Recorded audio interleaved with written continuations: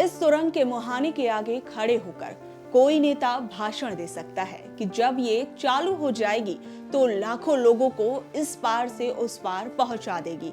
लेकिन सच ये है कि इसके बाहर इस समय बचाव कर्मियों और मीडिया कर्मियों की भीड़ लगी है, क्योंकि उत्तराखंड के उत्तरकाशी जिले में इसी सिलक्यारा सुरंग में लगभग 40 मजदूर करीब 150 घंटे से फंसे हुए हैं।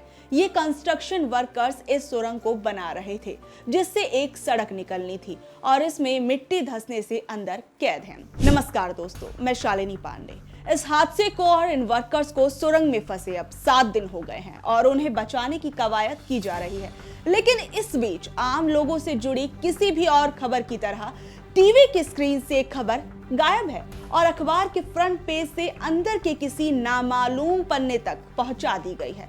टीवी की स्क्रीन पर युद्ध का उन्माद है और अखबार क्रिकेट के जश्न में डूबे हुए हैं। जाहिर है कि इन मजदूरों की जान सस्ती है और टनल का प्रोजेक्ट महंगा। समय बीत रहा है, फंसे हुए लोगों और उनके परिवारों की उम्मीदें टूट रही हैं, बस टनल का मुहाना नहीं टूट रहा। हेलो शेरू, मैं आ गया हूँ बाबू, ठीक है। सब काम हो रहा है, मैं यहाँ पे सब चीज फटाक से चल रहा है शेरू, ठीक से रहना। दिक्कत तो नहीं है शेरू? अरे हवा हवा तो अंदर ठीक है ना बाबू? ठीक से रहना, ठीक है। एक आध दिन में निकल जाएगा, 1-1.5 दिन में। इस सुरंग में फंसे मजदूरों में अलग अलग राज्यों के आए मजदूर शामिल हैं। 2 उत्तराखंड से, 1 हिमाचल प्रदेश से, 4 बिहार, 3 पश्चिम बंगाल, 8 उत्तर प्रदेश, 5 उड़ीसा, 2 असम और 15 झारखंड के हैं।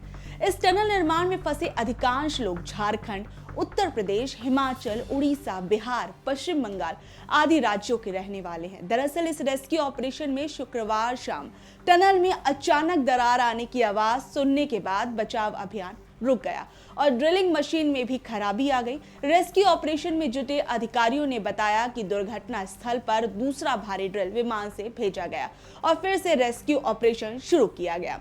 इस बीच उत्तराखंड के सीएम मध्य प्रदेश में जाकर बीजेपी के लिए चुनाव प्रचार कर रहे हैं। पूछने पर कहा कि इस बचाव कार्य की मॉनिटरिंग प्रधानमंत्री मोदी खुद कर रहे हैं। जिस वक्त ये बताया गया उस वक्त प्रधानमंत्री भी चुनावी रैली कर रहे थे।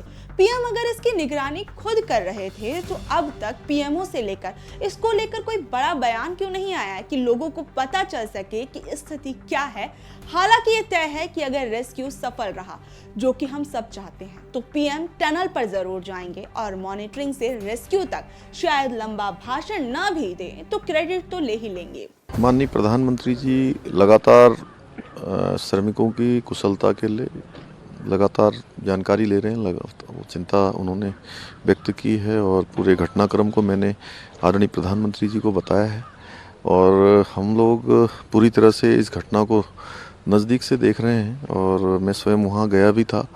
प्रभावित जो परिवार के परिजन हैं उन सब से भी मैंने बात की है, जो श्रमिक भाई अंदर हैं उनके पारिवारिक जनों से भी बात हुई है।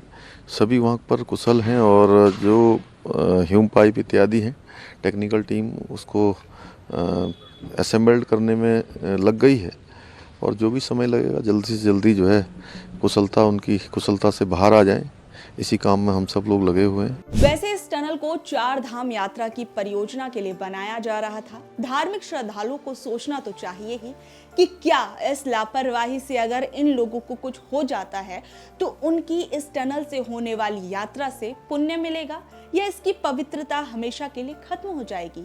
देखते रहिए मॉलिटिक्स। हमको यूट्यूब पर सब्सक्राइब कीजिए, नोटिफिकेशन ऑन कीजिए और ट्विटर इंस्टाग्राम पर फॉलो जरूर कीजिए। धन्यवाद।